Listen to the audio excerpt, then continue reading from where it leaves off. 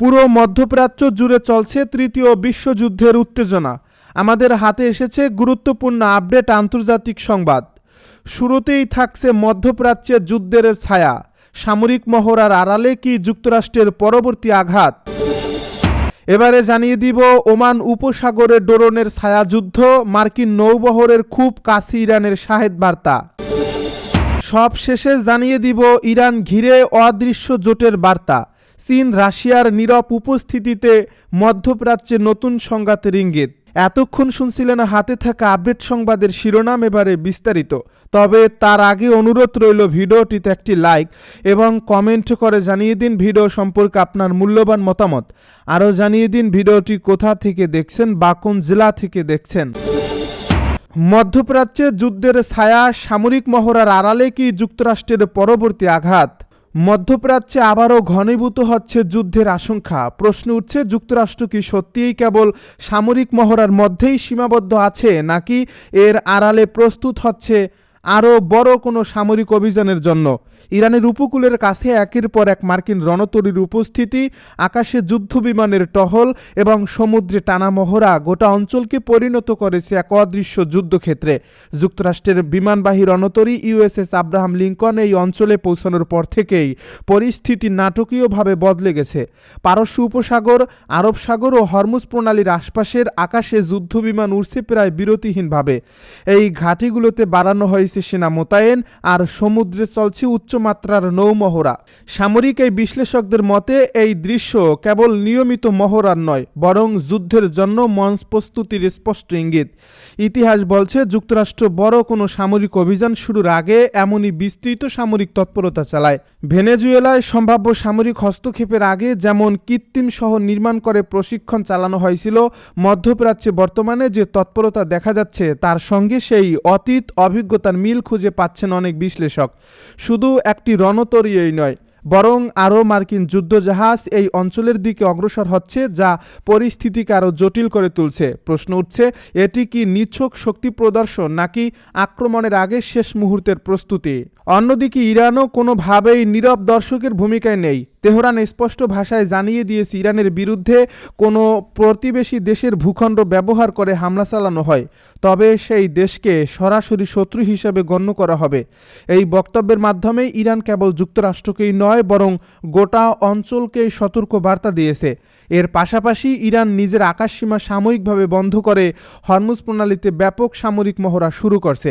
বিশ্বের অন্যতম গুরুত্বপূর্ণ এই নৌপথে ইরানের এমন তৎপরতা বৈশ্বিক জ্বালানি বাজার ও আন্তর্জাতিক নিরাপত্তার জন্য বড় ধরনের উদ্বেগ তৈরি করছে। বিশ্লেষকেরা বলছেন, বর্তমানে যা চলছে তাকে বলা হয় ওয়ার বিফোর ওয়ার, অর্থাৎ যুদ্ধ শুরুর আগের যুদ্ধ, যেখানে প্রতিটি মহড়া একটি বার্তা, প্রতিটি সেনা মোতায়েন একটি হুমকি এবং প্রতিটি কূটনৈতিক বক্তব্য ভবিষ্যৎ সংঘাতের দিকে ইঙ্গিত বহন করছে। মধ্যপ্রাচ্যের ইতিহাস সাক্ষ্য দেয়, এখানে যুদ্ধ কখনো হঠাৎ করে শুরু হয় না।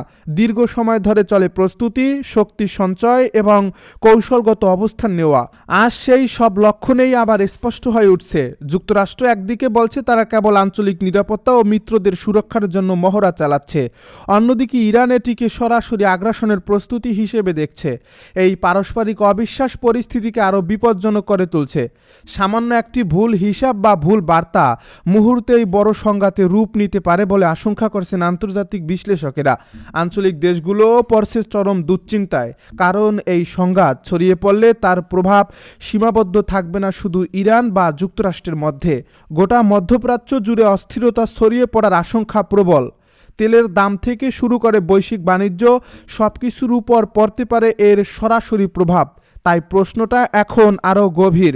যুক্তরাষ্ট্রের এই সামরিক মহড়া কি কেবল শক্তি প্রদর্শনের কৌশল, নাকি এর আড়ালেই লুকিয়ে আছে সেই যুদ্ধের সূচনা, যার আশঙ্কা দীর্ঘদিন ধরেই ঘুরপাক খাচ্ছে মধ্যপ্রাচ্যের আকাশে।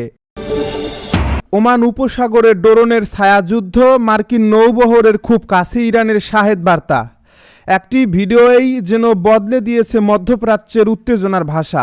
মার্কিন বিমানবাহী রণতরীর ড্রোন থেকে ধারণ করা সেই ভিডিও ফুটেজ ইরানের ইসলামিক রেভলিউশনারি গার্ড কর্পসের প্রধান মেজর জেনারেল মোহাম্মদ পাকপুরকে দেখা যায় গভীর মনোযোগে পর্যবেক্ষণ করতে। আর তার পরপরই প্রকাশ্যে আসে এমন সব তথ্য যা ওমান উপসাগরকে নতুন করে কাঁপিয়ে দেয়। ওপেন সোর্স গোয়েন্দা ট্র্যাকিং অনুযায়ী ইরানের শাহেদ 129 মাঝারি উচ্চতার দীর্ঘপাল্লার ড্রোন টানা কয়েকদিন ধরে মার্কিন নৌবহরের খুব কাছাকাছি অবস্থান নিয়ে নজরদারি চালাচ্ছে। এমন এক সময়ে যখন যুক্তরাষ্ট্র ইরানকে ঘিরে সামরিক উপস্থিতি জোরদার করছে এবং ইউএসএস আব্রাহাম লিঙ্কনের নেতৃত্বে বিশাল নৌবহর মধ্যপ্রাচ্যে মোতায়েন। সামরিক এই বিশ্লেষকদের মতে এই ড্রোন মোতায়েন কেবল প্রতীকী শক্তি প্রদর্শন নয়, বরং নৌবহরের চলাচল, রসদ সরবরাহ, বিমান উড্ডয়ন ও প্রতিরক্ষা ব্যবস্থার দুর্বলতা শনাক্ত করার জন্য একটি পূর্ণাঙ্গ নজরদারি অভিযান, যা ইরানি বাহিনীকে পরিস্থিতিগত সচেতনতার বড় সুবিধা দিচ্ছে। কম খরচে তৈরি কিন্তু কার্যক্ষমতায় অত্যন্ত কার্যকর শাহেদ ড্রোনগুলো একদিকে যেমন নজরদারির কাজে পারদর্শী, অন্যদিকে তেমনি সেগুলোকে একমুখী স্ট্রাইক প্ল্যাটফর্মে রূপান্তর করা যায়, যা প্রয়োজনে লক্ষ্যবস্তুতে আঘাত এনে বিস্ফোরণ ঘটাতে সক্ষম। এ কারণেই বহু বিলিয়ন ডলারের মার্কিন বিমানবাহী রণতরীর বিপরীতে কয়েক মিলিয়ন ডলারের ড্রোন ঝাঁককে এখন আর অবহেলা করা যাচ্ছে না। পশ্চিমা সামরিক মহলেও এই সক্ষমতা নিয়ে উদ্বেগ ক্রমেই বাড়ছে। কানাডার একজন সামরিক ড্রোন বিশেষজ্ঞ প্রকাশ্যে সতর্ক করে বলেছেন যে ইরানের ড্রোন বহর এখন মার্কিন নৌবহরের জন্য একটি বিশ্বাসযোগ্য ও তাৎক্ষণিক হুমকি, বিশেষ করে যদি একসঙ্গে বহু সংখ্যক ড্রোন ছুড়ে স্যাচুরেশন অ্যাটাক চালানো হয়। কারণ আধুনিক প্রতিরক্ষা ব্যবস্থা সাধারণত সীমিত সংখ্যক অত্যাধুনিক লক্ষ্য মোকাবিলার জন্য তৈরি, শত শত সস্তা কিন্তু আক্রমণাত্মক ড্রোনের ঢল ঠেকানোর জন্য নয়। ফক্স নিউজকে দেওয়া এক সাক্ষাৎকারে ড্রাগন ফ্লাইয়ের প্রধান নির্বাহী ও সহ প্রতিষ্ঠাতা ক্যামেরন চেলো একই সুরে বলেন, ইউএসএস আব্রাহাম লিঙ্কনের মতো বিমানবাহী রণতরী ও তার এসকর্ট যুদ্ধজাহাজের বিরুদ্ধে ইরান একযোগে ড্রোন ঝাঁক পাঠাতে সক্ষম। আর এমন পরিস্থিতিতে প্রতিরক্ষা ব্যবস্থার উপর চাপ পড়বে বহুগুণ, কারণ প্রতিটি ড্রোন ধ্বংসে ব্যয় হবে বিপুল অর্থ ও সময়, যা আক্রমণকারীর তুলনায় প্রতিরক্ষাকারীকে কৌশলগতভাবে পিছিয়ে দেয়। তার ভাষায় কয়েক মিলিয়ন ডলারের বিনিয়োগে ইরান এমন এক সক্ষমতা গড়ে তুলছে যা যুক্তরাষ্ট্রের অত্যাধুনিক ও ব্যয়বহুল সামরিক অবকাঠামোর বিরুদ্ধে কার্যকর চাপ সৃষ্টি করতে পারে। এবং এটাই আধুনিক যুদ্ধের নতুন বাস্তবতা। অস্বাভাবিক খরচে অসম যুদ্ধ। সামরিক পর্যবেক্ষকদের মতে ইরান যদি অল্প সময়ের মধ্যে শত শত ড্রোন ছুড়ে দেয়, তাহলে সেগুলোর সবকটিকে প্রতিহত করা প্রায় অসম্ভব হয়ে উঠতে পারে, যার ফলে অন্তত কিছু ড্রোন নির্দিষ্ট লক্ষ্যবস্তুতে আঘাত হানার সুযোগ পাবে। আর সেটাই বড় ধরনের ক্ষতি বা মনস্তাত্ত্বিক ধাক্কার জন্য যথেষ্ট। এই প্রেক্ষাপটে ইরানের কাছাকাছি মোতায়েন থাকা মার্কিন যুদ্ধজাহাজগুলোই এখন সম্ভাব্য প্রধান লক্ষ্য, এবং সেই লক্ষ্যকে মাথায় রেখেই তেহরান শাহেদ ড্রোন সহ বিভিন্ন মানববিহীন প্ল্যাটফর্ম প্রস্তুত অবস্থায় রেখেছে বলে ধারণা করা হচ্ছে। অন্যদিকে ইরানে সম্ভাব্য হামলার পরিকল্পনা মাথায় রেখে যুক্তরাষ্ট্র মধ্যপ্রাচ্যের যে বিপুল সামরিক সরঞ্জাম, রণতরী ও যুদ্ধজাহাজ জড়ো করছে তা পুরো অঞ্চলকে ঠেলে দিয়েছে এক ভয়াবহ অনিশ্চয়তার দিকে, যেখানে সামান্য ভুল হিসাবও বড় সংঘাতে রূপ নিতে পারে। সমালোচকদের একাংশের দাবি, এই সামরিক চাপের নেপথ্যে কেবল নিরাপত্তা নয়, বরং ইরান সরকারের উপর সর্বোচ্চ রাজনৈতিক ও কৌশলগত চাপ সৃষ্টি করে তেহরানের ক্ষমতার কাঠামো নড়বড়ে করাই যুক্তরাষ্ট্রের দীর্ঘমেয়াদী লক্ষ্য, যদিও ওয়াশিংটন আনুষ্ঠানিকভাবে তা অস্বীকার করে আসছে। সব মিলিয়ে ওমান উপসাগরের আকাশে উড়তে থাকা শাহেদ ড্রোনগুলো এখন শুধু নজরদারির যন্ত্র নয়, বরং একটি স্পষ্ট বার্তা। আধুনিক যুদ্ধে শক্তির সংজ্ঞা বদলাচ্ছে, আর সেই পরিবর্তনের কেন্দ্রবিন্দুতে দাঁড়িয়ে আছে কম খরচের কিন্তু উচ্চ প্রভাবের মানবহীন প্রযুক্তি। মাত্র ৫৬ ঘণ্টার ব্যবধানে একের পর এক চাঞ্চল্যকর ঘটনার মধ্য দিয়ে মধ্যপ্রাচ্যের ভূ রাজনীতিতে নতুন করে উত্তেজনার পারদ চড়তে শুরু করেছে। আন্তর্জাতিক গোয়েন্দা সূত্র ও আঞ্চলিক পর্যবেক্ষকদের দাবি অনুযায়ী এই স্বল্প সময়ের মধ্যেই চীনের অন্তত ১৬টি ভারী সামরিক কার্গো বিমান তেহরানে অবতরণ করেছে, যার পাশাপাশি রাশিয়ার সামরিক উড়োজাহাজও একাধিকবার ইরানের আকাশসীমা ব্যবহার করেছে। ঠিক এই ঘটনাপ্রবাহের মধ্যেই তেহরান প্রকাশ্যে এনেছে সমুদ্রের তলদেশে নির্মিত তাদের বিশাল ক্ষেপণাস্ত্র শহর, যা যা স্পষ্টতই যুক্তরাষ্ট্র ও তার মিত্রদের জন্য একটি শক্ত বার্তা হিসাবে দেখা হচ্ছে। একই সময় কূটনৈতিক ভাষাও হয়ে উঠেছে আগের যে কোনো সময়ের তুলনায় কঠোর। ইরানের পররাষ্ট্রমন্ত্রী সরাসরি হুঁশিয়ারি দিয়ে জানিয়েছেন, দেশের আকাশ, ভূমি কিংবা সাগরের দিকে যদি কোনো আগ্রাসন ধেয়ে আসে তাহলে তার তাৎক্ষণিক ও শক্ত জবাব দিতে ইরানের সশস্ত্র বাহিনীর আঙুল সর্বদা ট্রিগারের ওপর রয়েছে। এই উত্তেজনার আবহেই সর্বোচ্চ নেতা আয়াতুল্লাহ আলী খামেনি তেহরানবাসী সহ পুরো জাতির উদ্দেশ্যে বলেছেন, ভয় পাওয়ার কিছু নেই, আল্লাহই যথেষ্ট। আর এই বক্তব্য দেশটির অভ্যন্তরে মনোবল দৃঢ় করার কৌশল হিসাবেই বিবেচিত হচ্ছে। ইসরায়েলি সংবাদমাধ্যম মারিভ ও অন্যান্য গোয়েন্দা প্রতিবেদনে বলা হয়েছে, চীনের যে Y-20 মডেলের সামরিক পরিবহন বিমানগুলো তেহরানে অবতরণ করেছে সেগুলো এক একটি প্রায় ৬০ টনেরও বেশি সামরিক সরঞ্জাম বহনে সক্ষম, যা সাধারণ লজিস্টিক সহায়তার চেয়ে অনেক বেশি গভীর সামরিক সমন্বয়ের ইঙ্গিত দেয়।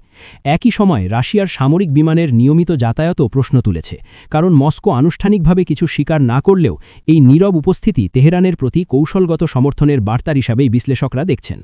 বিভিন্ন সূত্রের দাবি অনুযায়ী এসব ফ্লাইটে ইরানের জন্য পাঠানো হয়েছে চীনের উন্নত HQ-9B দীর্ঘ পাল্লার আকাশ প্রতিরক্ষা ব্যবস্থা, যা সক্ষমতার দিক থেকে মার্কিন S-300 ব্যবস্থার সমতুল্য বলে ধরা হয়।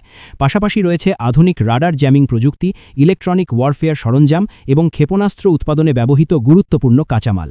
এর ফলে ইরানের প্রতিরক্ষা ব্যবস্থা আরও স্বয়ংসম্পূর্ণ হয়ে উঠছে এবং পশ্চিমা প্রযুক্তি ও নিয়ন্ত্রণের ওপর নির্ভরতা দ্রুত কমে আসছে। বিশেষজ্ঞদের মতে এই পরিবর্তনের আরেকটি বড় দিক হল ইরানের অস্ত্র ব্যবস্থায় মার্কিন জিপিএসের পরিবর্তে চীনের বাইডো স্যাটেলাইট নেভিগেশন সিস্টেমের ব্যবহার, যার ফলে যুদ্ধক্ষেত্রে অবস্থান নির্ণয় ও লক্ষ্যবস্তুর ওপর আঘাত হানার সক্ষমতা এখন অনেকটাই পশ্চিমাদের নিয়ন্ত্রণের বাইরে চলে গেছে। উল্লেখযোগ্য বিষয় হল এসব সামরিক ফ্লাইট ছিল অত্যন্ত গোপনীয়, কারণ ইরানের আকাশসীমায় প্রবেশের আগেই বিমানের ট্রান্সপন্ডার বন্ধ করে দেওয়া হয়েছিল, যাতে আন্তর্জাতিক নজরদারি ব্যবস্থা সহজে এগুলো শনাক্ত করতে না পারে। যদিও আধুনিক গোয়েন্দা বিশ্লেষণ ও স্যাটেলাইট নজরদারির মাধ্যমে শেষ পর্যন্ত বিষয়টি প্রকাশ্যে আসে। আনুষ্ঠানিকভাবে চীন, রাশিয়া কিংবা ইরান কেউই এই সহযোগিতার বিষয়ে বিস্তারিত কিছু স্বীকার না করলেও আন্তর্জাতিক বিশ্লেষকদের অভিমত এটি নিছক সামরিক সহায়তা নয়, বরং একটি সুস্পষ্ট কৌশলগত বার্তা যে ইরানকে একঘরে করে রাখার নীতি আর আগের মতো কার্যকর নয়। এই পটভূমিতেই ইরান রাষ্ট্রীয় টেলিভিশনের মাধ্যমে সমুদ্রের তলদেশে গড়ে তোলা ক্ষেপণাস্ত্র টানেল নেটওয়ার্কের দৃশ্য প্রকাশ করে বিশ্বকে চমকে দিয়েছে। প্রচারিত ফুটেজে দেখা যায় ইসলামিক রেভলিউশনারি গার্ড কোর নৌবাহিনীর কমান্ডার আলী রেজা তাংসিরি সেই সুড়ঙ্গের ভেতরে দাঁড়িয়ে আছেন, যেখানে সারি সারি করে প্রস্তুত রাখা হয়েছে গাদের 380L নামের আধুনিক ক্রুজ ক্ষেপণাস্ত্র। ইরানের দাবি অনুযায়ী এসব ক্ষেপণাস্ত্র 1000 কিলোমিটার দূরের লক্ষ্যবস্তুতে নিখুঁতভাবে আঘাত হানতে সক্ষম এবং এগুলোর মূল লক্ষ্য হিসাবে বিবেচিত হচ্ছে পারস্য উপসাগর ও ওমান সাগরে অবস্থানরত মার্কিন নৌবহর। সামরিক বিশ্লেষকদের মতে সমুদ্রের তলদেশে এমন অবকাঠামো গড়ে তোলার অর্থ হল যে কোনো আগাম হামলার আশঙ্কা মোকাবেলায় ইরান তার প্রতিরোধ ক্ষমতাকে এমন স্তরে নিয়ে গেছে যেখানে শত্রুপক্ষের জন্য আঘাত হানা ও ক্ষয়ক্ষতি নিরূপণ করা অত্যন্ত কঠিন হয়ে পড়বে। এই শক্তি প্রদর্শনের সঙ্গে সঙ্গে কূটনৈতিক মঞ্চেও উত্তেজনা বেড়েছে কয়েক গুণ। ইরানের পররাষ্ট্রমন্ত্রী আব্বাস আরাকচি স্পষ্ট ভাষায় জানিয়েছেন, যুক্তরাষ্ট্র যদি ইরানের সার্বভৌমত্বের বিরুদ্ধে কোনো ধরনের সামরিক পদক্ষেপ নেয় তাহলে তার জবাব হবে তাৎক্ষণিক, কঠোর এবং অনিবার্য। এই বক্তব্য এমন এক সময় এসেছে যখন যুক্তরাষ্ট্রের প্রেসিডেন্ট ডোনাল্ড ট্রাম্প আবারও ইরানের বিরুদ্ধে সামরিক শক্তি ব্যবহারের হুমকি দিয়ে দাবি করেছেন, বিশাল এক যুদ্ধজাহাজের বহর নির্দিষ্ট লক্ষ্য ও প্রচণ্ড শক্তি নিয়ে দ্রুত গতিতে ইরানের দিকে এগিয়ে যাচ্ছে। ট্রাম্পের এই মন্তব্য মধ্যপ্রাচ্যের আঞ্চলিক মিত্রদের মধ্যেও নতুন করে উদ্বেগ সৃষ্টি করেছে, কারণ অতীত অভিজ্ঞতা বলছে এ ধরনের শক্তি প্রদর্শন প্রায়ই বড় সংঘাতের পূর্বাভাস হয়ে ওঠে। এই টানটান পরিস্থিতির মধ্যেই ইরানের সর্বোচ্চ নেতা আয়াতুল্লাহ আলী খামেনির বক্তব্য দেশটির অভ্যন্তরীণ রাজনীতিতে বিশেষ তাৎপর্য বহন করছে। তিনি জনগণকে উদ্দেশ্য করে বলেছেন, শত্রুর হুমকিতে ভীত হওয়ার কোনো কারণ নেই, কারণ আল্লাহই ইরানের জন্য যথেষ্ট। আর এই বক্তব্যের মাধ্যমে তিনি একদিকে যেমন ধর্মীয় বিশ্বাসকে সামনে এনেছেন, তেমনি অন্যদিকে জাতীয় ঐক্য ও মনোবল দৃঢ় করার বার্তা দিয়েছেন। সব মিলিয়ে চীন ও রাশিয়ার নীরব কিন্তু কার্যকর উপস্থিতি ইরানের উন্নত সামরিক সক্ষমতার প্রকাশ এবং যুক্তরাষ্ট্রের প্রকাশ্য হুমকির সমন্বয়ে মধ্যপ্রাচ্য যেন আবারও এক অনিশ্চিত মোড়ে এসে দাঁড়িয়েছে, যেখানে সামান্য একটি ভুল সিদ্ধান্ত পুরো অঞ্চলকে ঠেলে দিতে পারে বড় ধরনের সংঘাতে। আর সেই আশঙ্কাই এখন আন্তর্জাতিক মহলের প্রধান আলোচ্য বিষয় হয়ে উঠেছে।